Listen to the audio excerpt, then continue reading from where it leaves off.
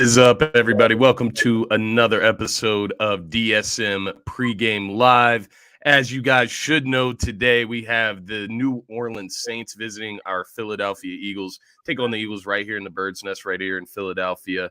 And as we should know by now as well, the Eagles are trying to lock up that one seed in the NFC. So that is the number one goal at hand right now for the Philadelphia Eagles. As you can see, I'm here with a special guest. It's been a while since me and my man Beard and Knowledge. Make sure you give him a follow on Twitter at Beard and Knowledge, Facebook, Instagram, all of the above. But it's been a while since we got together, man. I'm happy to have you on this Eagles pregame and happy New Year to you, Scotty. Happy New Year to all. Happy New Year.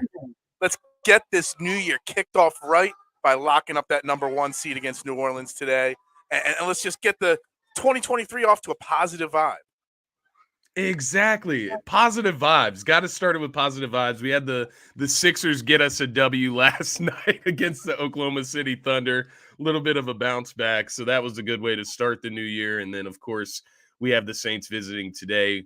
Not only do you have an opportunity to lock up the one seed, but you can also improve your draft standing as well at the same time. Not very many opportunities where you get to do both of those things in the same game. So big step here for the Eagles. Where I want to start, Phil, quite honestly, takeaways from the Dallas game, right? That was a big loss in Dallas. Obviously, Gardner Minshew getting the start for the first time this season. Jalen Hurts out. You lose you lose Lane Johnson in that game. You lose Avonte Maddox in that game. So guys went down. Ultimately, the offense turns the ball over 4 times. You're never going to have a chance to win like that. But what were your takeaways? Were you upset with the loss? Were you disappointed? Like what were your emotions after that loss? My emotions after that game and the way I feel about that Dallas loss is no matter, even with 4 turnovers, you can't win a game like that. The injuries to Lane Johnson, Avonte Maddox, we were still right there. Yeah. And I've got confidence in this coaching staff. And I talked about it on Trending in the AM this week that, Jack Driscoll, he might not have been perfect on Sunday when he came in, or Josiah Scott might have been perfect. But this team has proven, and this coaching staff has proven, when the injuries have happened, the next week they get these guys ready. They might not be ready mid-game to step in as much as they should, but you look at we've actually been a very injury-prone team this year. People don't really think about it or talk about it because of how good our record is. We've had a lot of injuries this year, and a lot of big injuries this year, and they've been able to overcome them. So it's the injuries overcoming them that I take away from that Cowboys game, and then the turnover. Still, I know we were right there in that game, but man, you clean up one of those turnovers, we win that game. It's the same thing against Washington earlier this year. Exactly. You clean up one of those turnovers, we're in the game. Exactly. We win the game. So I have the confidence in the coaching staff to get them ready and get them through that obstacle. But that's what I took away. That even with all the mistakes and Gardner Minshew starting, we were right there. Still had a chance in that game against the Dallas Cowboys, which, it's funny with Cowboys fans. I was telling Dylan this, but it's almost just become like a troll fest between Cowboys and Eagles. There's no logicality in any of the conversation. No. It's almost pointless at this point. It's almost like Cowboys fans were discrediting the Cowboys team for putting up 40 points on the Eagles. Like, it's not – I don't know if it's more or less the Eagles getting exposed, but the Cowboys just have a really good offense. Like, give yourself a little bit of credit there too, right? That's where I was at. But I loved your point about the replacements, right? Josiah Scott, Jack Driscoll coming in mid-game. That's a huge difference than replacements coming in this week and filling those spots. I don't remember when Josiah Scott came in. But Lane Johnson went down after halftime. So it wasn't even like they had halftime to make the adjustments to coach, like, hey, Jack Driscoll, come sit down with Statland right now. Let's go over XYZ. This is what they're doing. No, this was middle of the third or fourth quarter, whenever it was. You're in there. You know what I mean? Just exactly. So people think that pros should be able to just step right in and be ready to go. But when you're practicing with the second string, it's a lot different than practicing with the first string. It's not that simple, right? And I thought Josiah Scott. Now, mind you, you obviously want to play better in the slot corner position. I get it. You know what I mean? You want better production there. But Josiah Scott has proven himself earlier this season in that role, right? That he can be at least above average at that position. So he can hold it down while Avonte Maddox is out. He's a 23-year-old kid. You know what I mean? Give him a chance, right? Give him a chance to breathe. You clean up the third down for 30. It's a totally different ball game. But give the kid a Exactly, chance, exactly. Yeah, that's where I'm at. Give the kid a chance because you look at that game, and that was the biggest thing for me. Not even Jack Driscoll, altogether. Avonte Maddox, you saw how involved early on in that game he was. He had 2 hits on Dak, right? He had a sack Right. and then he had an almost sack. That's another inexcusable play as well Right. there. But he was heavily involved, right? He was guarding CeeDee Lamb most of the time in the slot. And if you're Josiah Scott, you're just thrown out there in the middle of the game. Avonte Maddox goes out with a toe injury, and now you're guarding the best receiver, on the Cowboys side of things. So it was just not ideal situation for a replacement to come in, especially in a big moment like that. What were your takeaways from Gardner Minshew? What did you think of his play, his overall game? He's exactly who I think he is. He's probably one of the best. This is not to take anything away from Nick Foles. It's not. Obviously, we won the Super Bowl with him. But honestly, Yeah. Nick Foles had 2 good games. Gardner Minshew is a better backup option to have on a team than Nick Foles. Like, Such a he good is point. probably a starter on 4 or 5 teams. I said this in the offseason that I bet you 10 teams called Howie Roseman, said, yo, trade us Gardner Minshew. But Howie Roseman knows the value of having that high quality backup. And this is the exact reason why you pay Gardner Minshew a little bit more to be your backup quarterback than going out there and getting a Josh McCown or an AJ Feely or Corey Detmer or something. Like, you need a legit backup quarterback in this NFL. You look across the board. There's quarterbacks down all across the board. And the teams that are managing through the San Francisco 49ers, the perfect example. Yep. They're managing through their backup situation, even their backups down. So, it's very important. Gardner Minshew, he had 2 interceptions, but they weren't his fault. They were both on Quez Watkins, 110%. I don't know if you agree with that, but they were his fault. So, no, I 100% agree with that. Quite honestly, and Quez, I'm not trying to be too hard on Quez because at the end of the day, he's wide receiver 3, right? And maybe he just has a little bit too much on his play. I don't know, right? I don't know what's going on there with Quez. And it's not to say that he's had like this terrible season this year, right? He's had his big moments this year. He's had some big games. Hey, what's up? Welcome to the show. I can't hear you. Say hello. Hello. This is my man Connor. He turned 7 yesterday. Are the Eagles going to win today? Go. Go Birds. Give me a Go Birds. Go Birds. All right, Let's go. Let's go. Love it. There you go. Happy New Sorry. Year, Connor. He's been sitting here waiting to step on the screen. So no worries, man. No worries. But yeah, that's honestly where I'm at with the whole situation there. I thought, Quez, you got to just make a better effort on those balls, right? He got out muscled, and that's kind of the one deficient part of Quez's game. That's one weakness, his strength, right? He's fast, he's speedy, he has decent hands, but just the strength is not there. And it makes you wonder, in those situations, if that's Zach Pascal, maybe Zach Pascal doesn't get open, right? But so my question I is, don't why know. has Zach Pascal gotten more options in the slot? Because he can play the slot. He has that connection with Sirianni. You see Miles Sanders get benched last week, the last 3 drives. Now, part of it was the situation, the 2-minute drill and whatnot, and they like Gainwell in that situation. But they basically benched Miles Sanders. But yet Quez Watkins has now made 3 or 4 major mistakes this year, and he hasn't been benched once. So it kind of makes me wonder about Zach Pascal, what their thoughts are on him. You can point to Quez, and I don't like to blame one player for losses, but he had monumental mistakes in the 2 losses that the Eagles have had this year. And yeah, I agree with you. Zach Pascal was brought in as a guy that was supposed to be stable, right? He brings stability at the wide receiver 3 or at the slot position. He can block really well. Maybe we see him get more nods today. Maybe that's an adjustment that they make. Like we said, you're not going to see those major adjustments in game, but I don't know. It was a disappointing loss because it was right there. You had it in the bag and you let it go, but we digress. We move on. We have a game on hand today with the New Orleans Saints. We have KC checking in. Thank you, KC, for tuning in. I appreciate you, brother.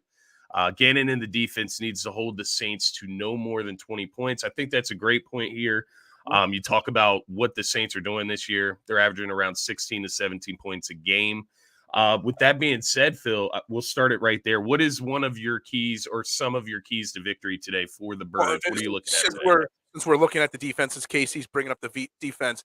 The biggest key on defense is to get after Andy Dalton. I know it sounds pretty like stereotypical or it's just common thing. Go get after the quarterback. But Andy Dalton is the kind of quarterback. He's not having a great season, but he's the kind of quarterback. He's like a Matt Ryan to an extent that if he gets comfortable in the pocket and you don't get pressure on him, he could get comfortable and he could go for 250, 275 yards. I know they don't have a lot of weapons, but he's a veteran quarterback that has slung the ball around at times in his career. So you have to get pressure. You don't have to worry about him being a Dak Prescott or a Justin Fields or whatever. Like if you get out of your lanes on a blitz, he's not going to take off for a 20-yard first down run. You don't have to worry about that. So you just need your front five guys to just get constant pressure. And we are one sack away from Brandon Graham of setting that record. We need that, but we're also only 12 sacks away from breaking the all-time sack record. Yeah, it's crazy. Then they're not even going to score 17 or 18 points. This is going to be a sub 10-point game. If you could do. Sorry, you're cutting out a little bit there, Phil. Yeah, I apologize there. No worries. What was the last part that you said? That you could get those sacks against this team, and if you keep him, you get 5-6 sacks against this Saints team, they're not even scoring 10 points. 10 points, exactly. Yeah, you know what I mean? Sorry. That's no worries. That's exactly where I'm at. I don't even think, KC said 20. I agree there. I don't even think they should, eclipse 10 points. I'm with you there. That was actually one of my keys to victory as well, is pressuring Dalton. I also have it listed here. Finish plays, right? Get off the field, finish drives, get those stops on third down. We saw the 3rd and 30. That was just one of those plays that, quite honestly, that's going to be stuck in Eagles history, right? We're going to remember that one for quite a while, a 3rd and 30 play like that. The 4th down penalty last week on Slay, you give them another opportunity there. The unfinished sack by Maddox, right? Just finishing plays, finishing drives, and ultimately getting that offense off the field. Now, this week, it should be a little easier for the defense to get off the field against Andy Dalton, like you said. Another one of my keys to victory, and it feels like we just say this every week, Phil, but lean on the run game. Lean on the run game. And they did. They gave Miles Sanders 21 carries last week. Couldn't really get it going the way you would like. Obviously, Jalen Hurts affects the run game when he's not in there, and obviously when he's in it, it's much better. But you're going against the 23rd ranked rush defense in the NFL in the New Orleans Saints. This isn't the rush defense from the Saints that we saw last year, and the Eagles were able to run it down the Saints' throats. So I want to see the Eagles lean on the run today. Help Driscoll out, right? You don't want to throw him out there on an island in pass protection against, some of the better defensive ends. Cam Jordan, right, for instance, on that New Orleans defensive line. You don't want to do that. You don't want to do that to Driscoll. So I think leaning on the run today is going to be really important, as it always is. It's the way the Eagles move the ball the best. It's the safest if you want to avoid turnovers, right? So I think leaning on the run game today, helping Driscoll out, helping Minshew out with that run game is going to be key. Yeah, I mean, I don't know if you can hear me right now, but I can. I'm coming through. Okay, so the run game, if you look back to the Jets game where Minshew last year looked so fantastic, they ran the ball like 38 times and passed the ball 25 times. And he gave him the opportunity to make plays, but you took the pressure off of him by running the football. That's what you need. It's not just because the Saints are a much lesser run defense than they are pass defense. It's also because it takes the pressure off your quarterback by just not letting him, not having to throw the ball 6 times to Quez Watkins because you're throwing the ball 40 times. You know what I mean? So keeping the ball out of his hand. I'm not saying he's not a good quarterback or anything, Minshew. Yeah. I'm saying by running the ball and establishing that, then you can keep Gardner Minshew to 20, 25 passes, play action, get the ball in the AJ and Devontae's hands.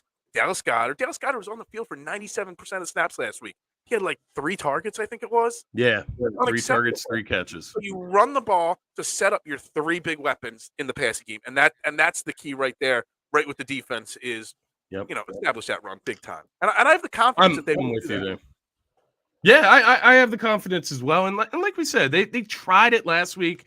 I know there was a lot of talk around Minshew. He had the 355 passing yards last week. He was up over 40 attempts passing.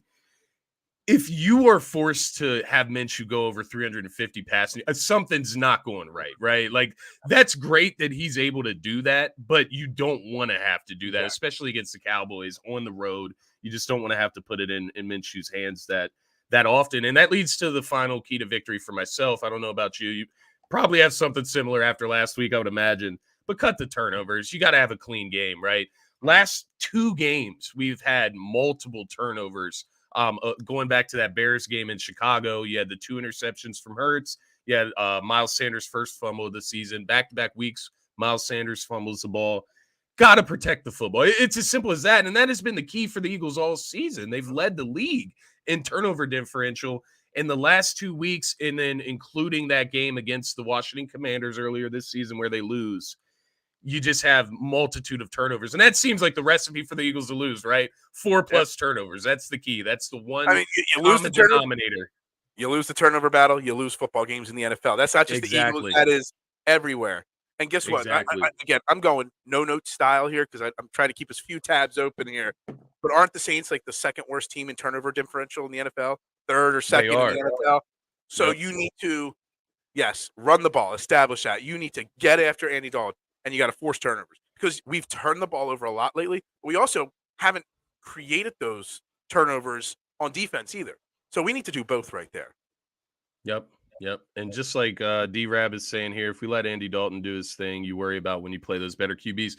Yeah, you want to bounce back from that Dak performance, right? That was just unacceptable to have a quarterback come and run through your defense like that. So yeah, this is a bounce back game. It's a statement game. We need this defense to step up today. When we look at key players in this game, I know you mentioned Goddard. We've talked a little bit about Miles Sanders, the run game. When you go to the offensive side of things, who is going to be your X factor of this game for the Eagles today? Who's going to be the guy that makes the impact that changes the game? Dallas Goedert, obviously, I think you have to get him the ball and get him involved. But I know this sounds really weird, but Jack Driscoll is an X factor to me. If he can have a confident game, he's no Lane Johnson. Nobody's a Lane Johnson. But Jack Driscoll is a very capable. He would probably be a starter on 10 teams in the NFL, maybe more. Not Dallas, but the Giants would love him at a tackle position. There's a lot of teams that would love Jack Driscoll at a starting position.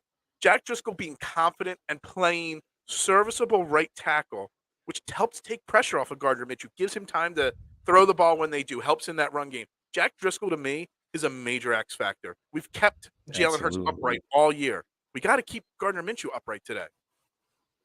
Is there any world, Phil, and mind you, this may not be a fair question to you just because we don't have that information on how serious Lane's injury really is, how it feels pain tolerance-wise. If you see good things from Jack Driscoll, is there any world where maybe you are a little bit more laid back as far as getting Lane back in the mix? Or is it if Lane's ready to go, you throw him out there no matter what? Yeah, if Lane's ready to go for the first playoff game, he's out there. If he's 75, 80% and Jack Driscoll plays well, maybe you give him one. It depends on who we're playing in that one more game. Round. Yeah, it depends what the matchups are, whether it's a great blitz team or not a great blitz team and stuff like that. But Jack Driscoll's very capable. Like I said, 14 teams make the playoffs now. I bet you he won't be the 14th worst right tackle that's in the playoffs. I guarantee you that's fair. That's very fair. That to me tells you I'm confident in Jack Driscoll. I'm also confident in Jeff Stoutland getting these guys ready. That's why I'm not on board with the people that were talking about moving Jordan Mailata over to right tackle and starting Andre Dillard at left tackle. Then you're weakening 2 positions by doing that. Jack Driscoll exactly. And I think when you have that silver lining or that light at the end of the tunnel in Lane possibly returning in the playoffs, that's even more reason to just not move a bunch of things around, right? Absolutely. Substitute Driscoll in there at right tackle for as long as you need to, if that's just this next game or maybe week 18 to finish the season as well. But you just gotta move around as little pieces as you can, right? Keep everything in line. My X factor for the offensive side of things for the Eagles today is I'm going to kind of lean on what you've already talked about, but Dallas Goedert. I love the Jack Driscoll pick because he is going to be a key today, going against that tough defensive line in New Orleans Saints. But I think Dallas Goedert can also help with that, right? He helps in the blocking. He's a great blocking tight end. But on top of that, he's a safety valve. And that's what I didn't like about last week. There just weren't a lot of opportunities for Dallas to get the ball and have run after the catch, right? That's where he's best. That's his best capability in his game is run after the catch, breaking tackles, getting extra yardage. and we just didn't see a lot of it. It just didn't. I don't know if maybe that was, the Dallas Cowboys focused in on Dallas Goedert and maybe trying to key on him to keep him uninvolved. But every time he touched the ball last week, it was a huge gain, right? So I want Minshew to look his way a little bit more, lean on the big tight end, get used to him being back out there. Like you said, he played 97% of the snaps last week. There's absolutely no way he should only be getting three when I targets, saw this, right? when I saw he had whatever his stat line, I'm like, oh, he must have only been on the field for 40 or 50% of the snaps, and I just didn't realize it. Then you see the box score, and you're like, he played 97% of snaps. How did Quez Watkins out target him? How did That can AJ never Brown happen. AJ Brown almost had the same amount of targets as Quez Watkins last week? You got to get the ball. Like, I really feel this is a very important game. You want to be able to lock it up today so that next week is meaningless. And you got to get your big guys involved today, whether it's Minshew, Hurts, whoever's there. You got to get those guys involved. I 100% agree, and my fantasy team would agree as well. Get AJ Brown, get Goddard involved. My fantasy team, I need Gardner Minshew to throw for 350 again because Yeah. I got hurt. Hurts is on my bench because he's hurt. So I picked up Gardner Minshew last week, and I'm in the championship of a big buy in fantasy league. So I kind of need Gardner Minshew and Devontae Smith to go off today. How much did Gardner get last week? 25? I forget the exact number, but it was enough. Compared, and I also had Devontae Smith, who had scored a decent amount of points as well. So, Yeah, I got. You never give up on a fantasy team. I was 1-3, and now I'm in the championship game against the guy that watched me live stream the draft, and every single pick that I said, when my next pick comes, I'm going to take this guy, and he took him ahead of every time, and he's the one I'm going up against in the title here. So, this is irony written all over it. Peanut. Resilience. Peanut. Resilience from Phil there, getting back into the fantasy wars. But yeah, I'm with you. I got Smitty in one league. I got AJ in another, Goddard in another, Miles in another. So a lot on the line with the Eagles, right? And sometimes that's not the greatest thing, but hopefully it works out today. Go to the defensive side of the ball. Who are we looking at? Is there a specific part of the defense, the defensive line, linebackers, or is there a player that you're looking at X factor wise today? I mean, obviously for, selfish reasons, I would love to see the front four get more sacks, get 5-6 sacks, get those records set. But Darius Slay would be my key. They have one weapon. They have Alvin Kamara, but he's not what he used to be. He's still a weapon, but he's not whatever. Chris Olave's had a surprisingly and under the radar, really good rookie season. Darius Slay has struggled the second half of the season. I want to see Darius Slay. I don't know why they don't move Slay or Bradbury to the best player, and you get the matchups like you did last week with CeeDee Lamb against Josiah Scott. I need to see Slay or Bradbury, but I'm putting my finger on Slay going up and stopping Chris Olave today. I actually love that pick, man, because Slay, it just seems like he's been underwhelming. He's kind of gotten picked on, especially right in that Washington game, the losses he's gotten picked on. The Washington Commanders, he got picked on with Terry McLaurin. He was on him most of the time. And then, of course, against the Cowboys, he was just kind of caught out of position in a lot of opportunities there. So I do want to see Darius Slay just kind of bounce back and be alert as to what he's doing. And I agree with you as far as like Slay and Bradbury not following the number one receivers. Obviously, the main example would be CeeDee Lamb last weekend. But you saw them do it against Justin Jefferson. So I don't understand. I was talking to Dylan about this on Turf Talk on Thursday. Is it like, are they just putting CeeDee Lamb in a category that is Justin Jefferson just this otherworldly wide receiver to the Eagles where they allow Slay to do that? Or, why is it that you do it for Justin Jefferson? It works so well, but then you don't go back to that. It was actually my fault because just like when I called out Joel Embiid, then he dropped 59 the next day. I called out CeeDee Lamb and said he was outside the top 10 in NFL wide receivers, and that's why it was actually my fault, 100% my fault. But yeah, you know what I think? I think a lot of the problems is if you look at a lot of the games that he's struggled, a lot of the times he gets beat, there's a communication error between him and the slot or him and the safeties. And you look at it, I mean, we've been out Chauncey Gardner-Johnson how long now? Avonte Maddox out the second time this year for a stretch. When it's him, Bradbury, and Avonte Maddox with Chauncey Gardner-Johnson, there's really good communication. So when he tries to play the route or do whatever, he knows. When you got Kayvon Wallace, Reed Blankenship, Josiah Scott, they don't have that comfortability factor and that unwritten communication. Like, if I do this, you're going to do that. And that's where the practice and getting the coaches getting them ready in the week can help. Hopefully they got enough Yeah. reps in this week so that communication is improved. But I think that's part of the problem with Slay is the communication with the other guys, the second stringers that have been having to step Right. up lately. That makes complete sense, honestly, and hopefully we can see Slay bounce back. Maybe get an interception, one of those turnovers we're talking about. With that being said, Philadelphia defensive touchdown, anytime touchdown for Philadelphia defense or special teams, plus 500. It's a little bit more odds, right? That's a little favorable from a defensive touchdown standpoint. So it shows you what's available there when you're playing the Saints. I feel when the odds are that low in a defensive touchdown. I'm going to lean on the defensive line today, quite honestly. I'll keep it as simple as that. I'll pinpoint Reddick, Josh Sweat. They're having, career seasons. Obviously, Brandon Graham's right there on the edge as well. But just getting pressure on Andy Dalton. It falls in line with what we've talked about most of this show.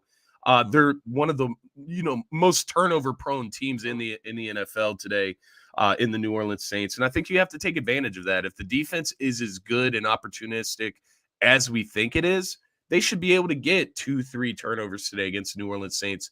Give Gardner Minshew, once again, help him out, right? Help him out. They tried to do it last week early on against Dak. They got the pick 6 with Josh Sweat.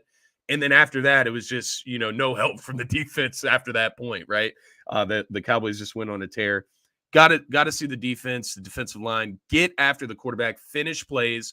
Like you said, shouldn't be as hard this week, right? You're not playing a Justin Fields. You're not playing a Dak Prescott even. That is a little bit more mobile than say an Andy Dalton. I will say keep an eye out for Taysom Hill. That dude is freaking annoying. I swear if he scores a touchdown against us, Phil, I'm going to be sick. Yeah. He's everything that Tim Tebow should have been.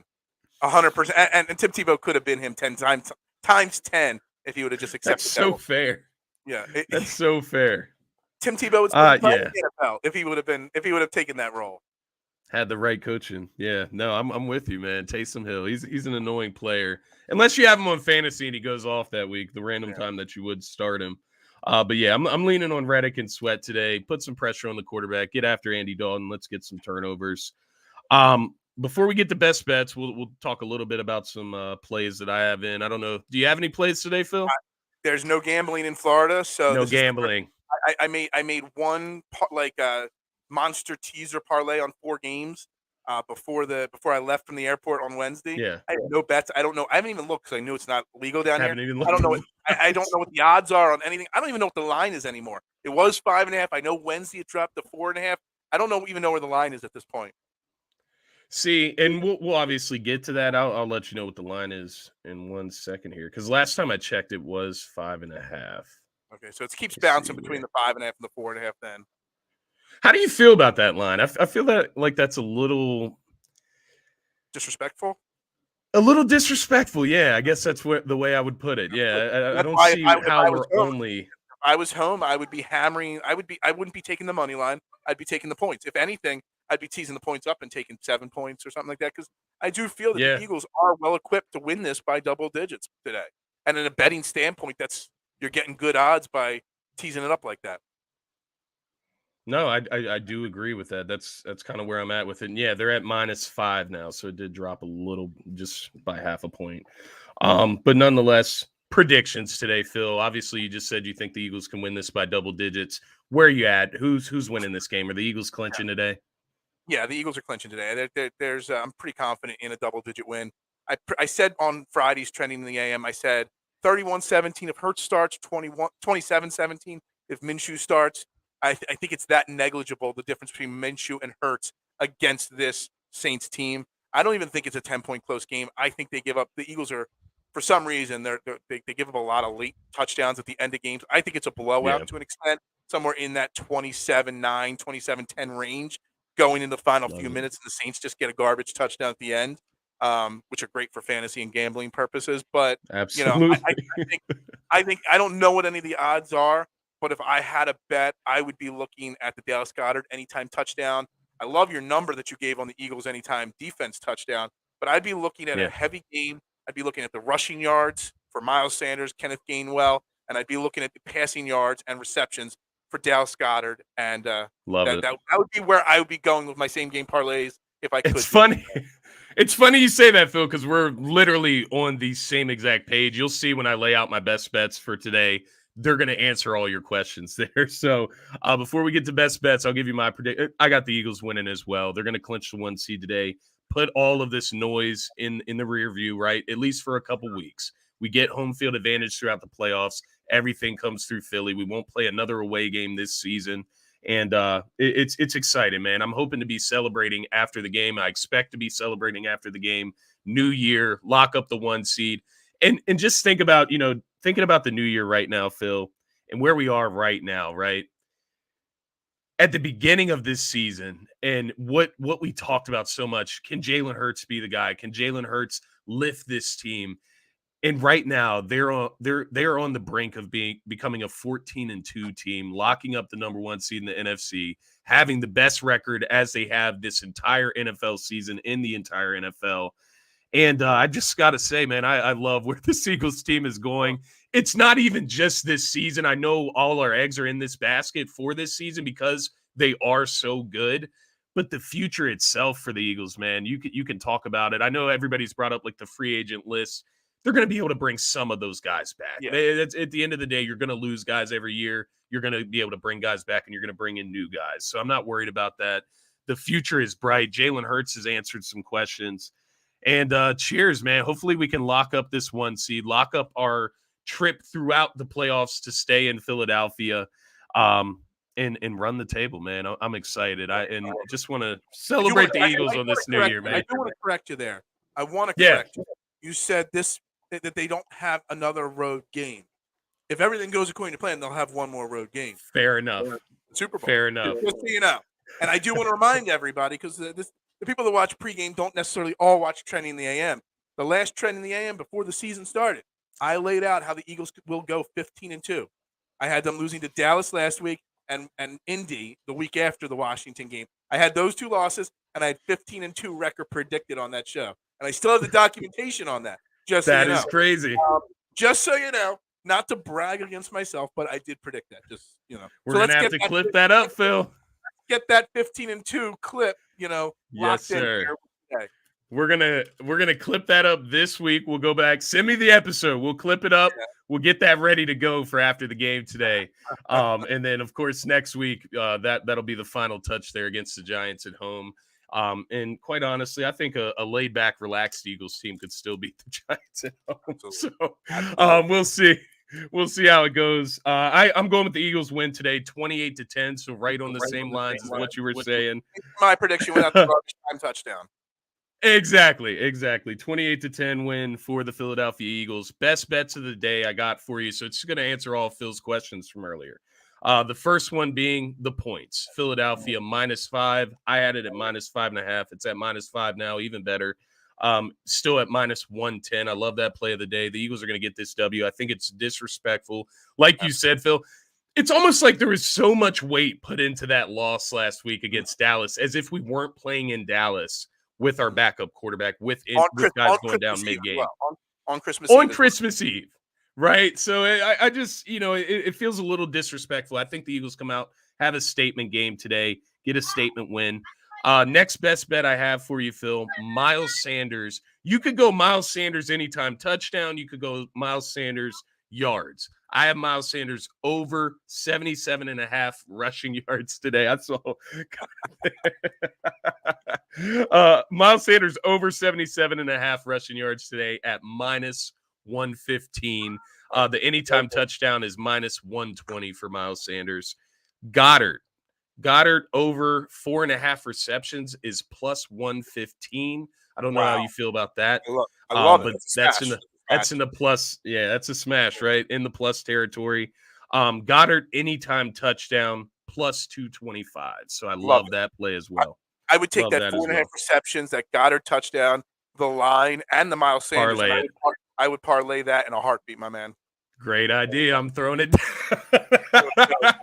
I'll Venmo you $5 and you can make one for me too. Hey, if you want me to, seriously, let me know off air and I'll get it done for you, Phil. You know I got your back. But that is all I got for today. I don't know if you have any final remarks for the new year, for the Birds clinching, but let's just get this W, man. Keep it simple. Happy New Year's to everybody. Happy holidays. Start your New Year's right. Let's celebrate. Yeah, get the Coronas out. Let's celebrate today. The Eagles are clinching the #1 seed in the NFC. That's something to celebrate. That's something to be proud of. And I'm certainly happy to be here with my man, Beard and Knowledge. Thanks for joining me today, Phil. Thanks, everybody, for tuning in. Happy New Year. Enjoy football Sunday. Thank you, Terry. Go Birds. It's no Niners today. Niners are in good shape. It's the Birds locking up the 1 seed today. But thank you, everybody, for tuning in. Everybody, have a great Sunday. Happy New Year, and go Birds. Go Birds. One-on-one. Clement flares out to the right.